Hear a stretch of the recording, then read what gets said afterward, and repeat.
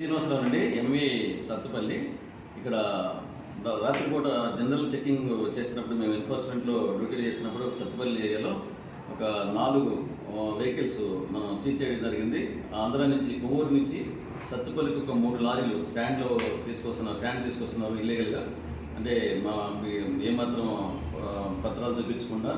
అట్లాగే మన ఇంకో టిప్పరేమో బంజర్ వరకు, అంటే కొవ్వూరు నుంచి, ఆంధ్రప్రదేశ్లో ఉన్న కొవ్వూరు నుంచి బంజర్కి ఒక టిప్పర్లో శాండ్ తీసుకొస్తుంటే సత్తుపల్లి ఏరియాలో, అంటే విత్ ఇన్ ద సత్తుపల్లి లిమిట్స్లోనే ఆ 4 వాళ్ళని కూడా మేము పట్టుకుని కేసు రాసి మా మోటార్ వెహికల్ యాక్ట్ ప్రకారం అన్ని విధాలుగా కూడా వాటికి ఫైన్స్ రాసి మేము సత్తుపల్లి ఆర్టీసీ డిపోలో సీజ్ చేయడం జరిగింది.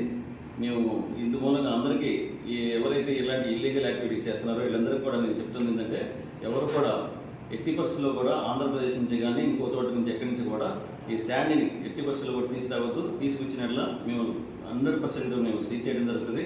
వాటికి తగిన ఫైన్ చేసి మైనింగ్ శాఖ వారు కూడా వేస్తారు ఫైన్స్. మేము వేసి ఓవర్లోడే కాకుండా మైనింగ్ డిపార్ట్మెంట్ కూడా వాటికి తగిన విధంగా ఫైన్స్ చేసి కలెక్ట్ చేయడం జరుగుతుంది. సో ఈ ఇబ్బందులన్నీ కూడా మీరు దృష్టిలో పెట్టుకుని మీరు ఎట్టి పరిస్థితుల్లో కూడా అలాంటి వెహికల్స్ నడపద్దు.